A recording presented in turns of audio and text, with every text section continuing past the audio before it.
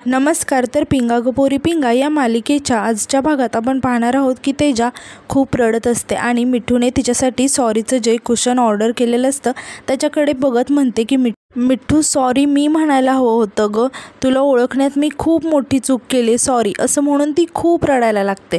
आता प्रेरणा आणि वल्लरीसुद्धा खूपच रडत असतात. आता कुरिअरवाला तेजाला म्हणतो की सॉरी मॅडम, पण याचे पैसे देता का? कॅश ऑन डिलिव्हरी आहे मॅडम. आता हे ऐकून तेजा, वल्लरी आणि प्रेरणा हसायला लागतात. आता तेजा रडत म्हणते की क्लासिक मिठू, माझ्यासाठी गिफ्ट पाठवलं आहे आणि पैसेसुद्धा मलाच भरावे लावते असं म्हणून ती त्या गिफ्टचे पैसे पे. तेजाला खूपच वाईट वाटत असतं आणि ती खूपच रडत असते. आता वल्लरी तिला समजावण्याचा प्रयत्न करत असते आणि ती तेजाला आतमध्ये घेऊन जाते, पण तेजा मात्र खूपच रडत असते. आता प्रेरणा देवासमोर उभी राहते आणि हात जोडून म्हणते की स्वामी, लवकरात लवकर बरं करावं आमच्या मिठूला, आणि रडत म्हणते की मिठू लवकर बरी होऊन घरी परत ये, तू नाही आहेस तर इकडे सगळं सुनं सुनं वाटतंय. तर दुसरीकडे आपण पाहतो की हर्षित पोलीस स्टेशनमध्ये आलेला असतो. आता पोलीस त्याला त्याचं नाव विचारतात, तेव्हा हर्षित घाबरत आणि अडखळत सांगतो की हर्षित ओझा. आता पोलीस पुढे विचारतात की कुठे राहतोस आणि पोटा पाण्यासाठी काय करतो? तेव्हा हर्षित सांगतो की गोरेगाव, आणि मी एक वेडिंग प्लॅनर आहे. माझी छोटीशी इव्हेंट मॅनेजमेंट कंपनी आहे, 3 वर्षापूर्वी सुरू केली होती.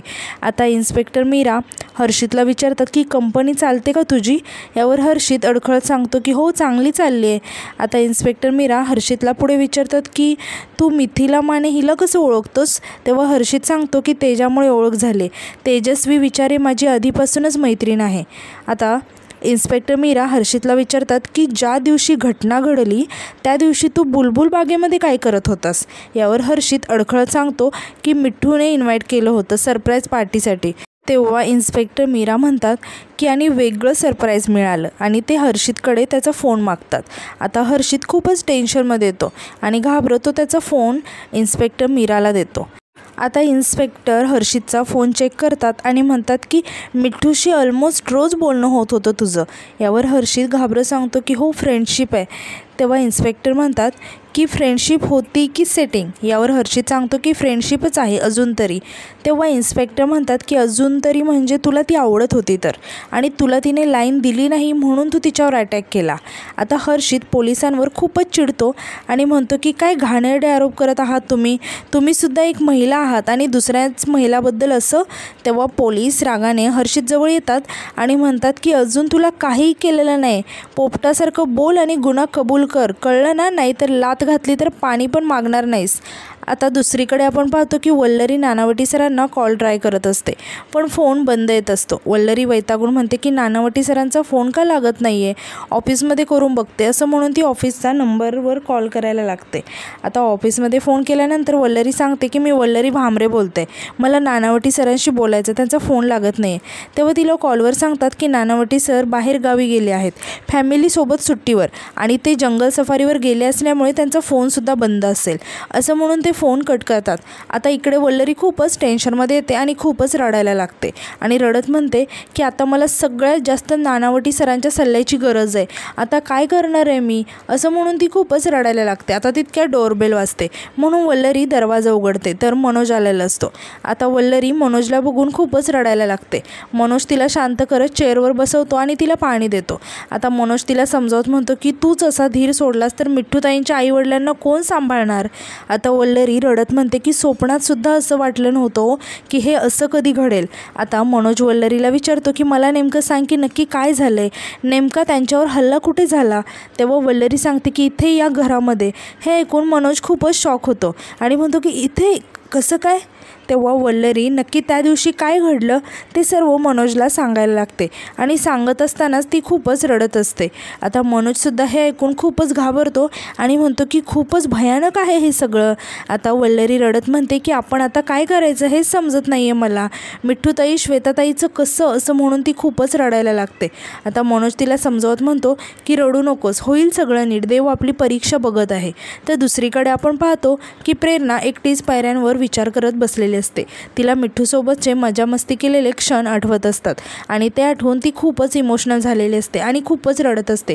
तितक्यात बंडू आणि त्याची बायको तिथे येतात. आता बंडू प्रेरणाला असं रडताना बघून त्याच्या बायकोकडे बघून म्हणतो की बायको, ती बातमी वाचली का? आता त्याची बायको त्याला विचारते की कोणती बातमी रे? तेव्हा बंडू प्रेरणाकडे बघत त्याच्या बायकोला सांगतो की अगं, एका माणसाने आपल्याच मित्राचा खून केला. आता बंडूची बायको प्रेरणाकडे बघत म्हणते की अरे बापरे, हो का? खरंच कलियुग आहे हा. आणि आपल्या मित्राचा मर्डर कसं काही कोणी करू शकतं? तुला खरं सांगू का बंडू, या अशा भोळ्या चेहऱ्याच्या माणसांवर ना विश्वास ठेवणं अवघड झालं रे. आता तितक्यात तेजा बाहेर येते. आता बंडू त्याच्या बायकोला म्हणतो की खरंच विश्वासातली माणसं कधी एखाद्याचं खून करतील ना, त्याचा नियम नाही आहे. यावर त्याची बायको म्हणते की आणि आपल्या आजूबाजूला तर याची खूप एक्झाम्पल आहेत. आता प्रेरणा शांतपणे त्यांचं बोलणं ऐकून घेत असते. आता तेजा बाहेर येऊन त्या दोघींचं हे सर्व बोलणं ऐकते आणि त्यांच्याजवळ येते आणि रागाने म्हणते की बरोबर आहे तुमचं, एक्झाम्पल तर खूप देता येतील. मित्रांचं काय घेऊन बसलायत? रात्रीच्या वेळी सगळ्यांच्या नकळत शेजारच्यांच्याच घरात घुसून त्यांचा मुर्दा पाडण्याची बातमी ऐकली मी आज. वाचून दाखवू का तुम्हाला की लिंक पाठवू? आता बंडूची बायको तेजावर खूपच चिडते आणि म्हणते की तेजा, प्रॉब्लेममध्ये तुम्ही आहात, त्याच्यामुळे आम्हाला नका बोलू. तेव्हा बंडू त्याच्या बायकोला समजावत म्हणतो की बायको जाऊ दे, हल्ली आपण सभ्य लोकांच्या वस्तीमध्ये राहतो, असं वाटतच नाही. यावर तेजा म्हणते की हो बरोबर आहे, जा तुम्ही इथून, तुमच्या सभ्यतेचे तर बॅनर लागले आहेत ना बाहेर, जा इथून बघत बसा. आता बंडूची बायको खूपच चिडते पण म्हणून तिला समजावतो आणि म्हणतो की बायको चल ना, आपण जाऊया इथून, असं म्हणून तो तिला तिथून घेऊन जातो. आता प्रेरणा तेजाला म्हणते की तेजा, किती लोकांची तोंड बंद करणार आहोत ग आपण? या भूतेंचं तर जाऊ दे, पण 10 लोक 10 तोंडाने बोलतील त्याचं काय? यावर तेजा म्हणते की बेअक्कल आहेत ते आणि रिकाम टेकडे सुद्धा, लक्ष नाही द्यायचं आणि त्याच्याकडे. खूप उशीर झाला आहे, आपण झोपायला जाऊया, असं म्हणून ती तिथून जायला लागते. तेव्हा प्रेरणा तिला थांबवते आणि रडत म्हणते की तेजा सॉरी, मिठूच्या बाबतीत जे काही घडलं त्याच्यासाठी मी तुला ब्लेम केलं, पण खरंच सांगते माझ्या मनात असं काहीच नव्हतं. मी ओघात बोलून गेले आणि हे जे काही झालं आहे ना त्याचा तुला किती त्रास होतो आहे, तू किती अस्वस्थ आहे ते दिसतंय मला, खरंच सॉरी, असं म्हणून त्या दोघी एकमेकींना मिठी मारतात. तर दुसरीकडे आपण पाहतो की वल्लरी खूपच रडत असते आणि मनोज तिला समजावत असतो. आता मनोज वल्लरीला म्हणतो की तू तशी रडत बसलीस ना तर कसं होईल ग? आता वल्लरी रडत म्हणते की मला काय करावं काहीच समजत नाही आहे.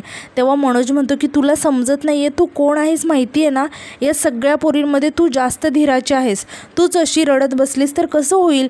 यावर वल्लरी रडत म्हणते की मग काय करू मी, सांगा ना काय करू? तेव्हा मनोज म्हणतो की पदर खोच आणि लढायला तयार हो. त्या सुमनने किती गंभीर आरोप केले होते माझ्यावर, पण तू तुझं डोकं लावून मेहनतीने मला सगळ्यातून बाहेर काढलं ना. आता वल्लरी रडत म्हणते की अहो पण ती केस वेगळी होती. तेव्हा मनोज म्हणतो की केस दरवेळी वेगळीच असणार आहे वल्लू, पण आपल्यातलं धाडस आणि समोर येईल त्याच्याशी लढायची जिद्द कायम असते आणि या दोन्ही गोष्टी तुझ्यामध्ये आहेत. तेव्हा वल्लरी म्हणते की पण त्यावेळी माझ्यासोबत नानावटी सर होते मला आधार द्यायला, आता तर त्यांचा फोनसुद्धा लागत नाहीये, काय करणार आहे मी आता? यावर मनोज म्हणतो की हे बघ, सरांचा फोन लागेल तेव्हा लागेल, पण तू आता खंबीर राहा, कारण तू खंबीर राहिलीस ना तर बाकीच्यांना सुद्धा बळ मिळेल. आता वल्लरी रडत म्हणते की श्वेताताईंना मी एकटी कसं सोडवणार आहे, खरंच नाही समजत आहे मला. तेव्हा मनोज म्हणतो की हे बघ वल्लू, कायद्याचं म्हणशील तर मला त्याचं काही कळत नाही, पण श्वेताताईंना सोडवायचं असेल तर तुला खऱ्या गुन्हेगाराला शोधावं लागेल. कसं काय त्याचंसुद्धा उत्तर सापडेल तुला, मला खात्री आहे. पण खरा गुन्हेगार सापडल्याशिवाय श्वेताताई यांची निर्दोष सुटका होणार नाही आणि हे तूच करू शकतेस, खात्री आहे मला. तर दुसरीकडे आपण पाहतो की इन्स्पेक्टर श्वेताला मारत असतात आणि म्हणतात की आता काय करायचं ते कायदा करेल, कळलं ना? नाही तुला खडी फोडायला पाठवलं ना तर बघच. आता श्वेता खूपच रडत असते आणि सांगण्याचा प्रयत्न करत असते की मी खरंच काही नाही केलं, मिठू मैत्रीण आहे माझी. आता पोलीस श्वेताचं जोरात केस पकडतात आणि म्हणतात की नाटकं सुचतात का गं तुला, चल गुन्हा कबूल कर, म्हणजे तुझाही त्रास कमी आणि आमचाही.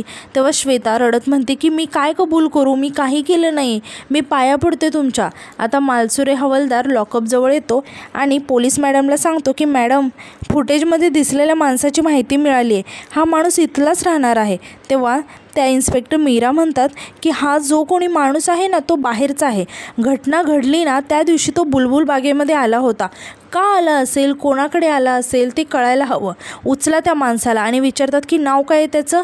तेव्हा मालसुरे हवालदार सांगतात की समीर महाजन.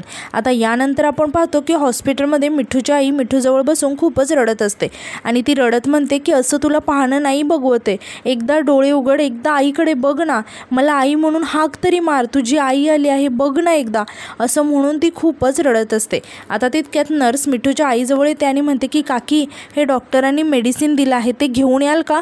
तेव्हा मिठूचे बाबासुद्धा तिथेच असतात. आता मिठूच्या आई नर्सने आणायला सांगितलेले मेडिसिन मिठूच्या बाबांना दाखवते आणि म्हणते की हे डॉक्टरांनी आणायला सांगितले. तेव्हा मिठूचे बाबा टेन्शनमध्ये येऊन विचारतात की आता ही कसली औषधं. तेव्हा मिठूची आई सांगते की डॉक्टरांनी आणायला सांगितलेत. तेव्हा मिठूचे बाबा खूपच टेन्शनमध्ये येतात आणि मनातच म्हणतात की अरे देवा, 16,000ची औषधंसुद्धा पुरेनाशी झालीत आता, आणि त्यात ही खोली, दिवसाला 30,000ची, पैशाचं गणित कसं बसवायचं, माझ्या मिठूला कधी शुद्ध येणार आहे ते सुद्धा समजत नाही आहे. मिठूच्या बाबांना असं टेन्शनमध्ये बघून मिठूची आई विचारते की काय झालं. तेव्हा मिठूचे बाबा सांगतात की अगं आत्ता 16,000ची औषधं आणली आहेत, पण तू टेन्शन नको घेऊस, आपली मिठू व्यवस्थित होणार, तिच्यासमोर पैशांचं काय घेऊन बसलीस. तेव्हा मिठूची आई रडत विचारते की आपली मिठू कधीपर्यंत बरी होईल हो, काय म्हणाले डॉक्टर, तुम्ही विचारलं का डॉक्टरांना. यावर मिठूचे बाबा म्हणतात की काय सांगता येत नाही गं, आणि ते मिठूच्या आईला थोडंसं बाजूला बोलवतात आणि म्हणतात की डॉक्टर म्हणाले की आपली लेक कोमामध्ये आहे, त्यामुळे आता 1 दिवससुद्धा लागू शकतो किंवा 1 वर्षसुद्धा लागू शकतं. हे ऐकून मिठूची आई खूप रडायला लागते. आता मिठूचे बाबा तिला म्हणतात की तू नको काळजी करू, सगळं व्यवस्थित होईल, हे बघ ती बरी झाली ना तर आपण तिला साताऱ्याला घेऊन जायचं. आता मिठूची आई रडत म्हणते की पण इथल्या खर्चाचं कसं करायचं. तेव्हा मिठूचे बाबा तिला म्हणतात की तू नको काळजी करू, सगळं व्यवस्थित होईल. आता यानंतर दुसऱ्या दिवशी सकाळी आपण पाहतो की प्रेरणा किचनमध्ये काम करत असते. तेव्हा तेजा आणि वल्लरी तिथे येतात. आता तेजा प्रेरणाला विचारते की प्रेरणा, हॉस्पिटलमधून मिठूची इम्प्रूव्हमेंट झाली आहे, असा काही फोन वगैरे आला आहे का, एवढी खुश दिसतेस. आता वल्लरीसुद्धा विचारते की हो, हॉस्पिटलमधून त्यांच्या तब्येतीबद्दल तुम्हाला काही कळलं आहे का. आणि आजचा भाग इथे संपतो. धन्यवाद.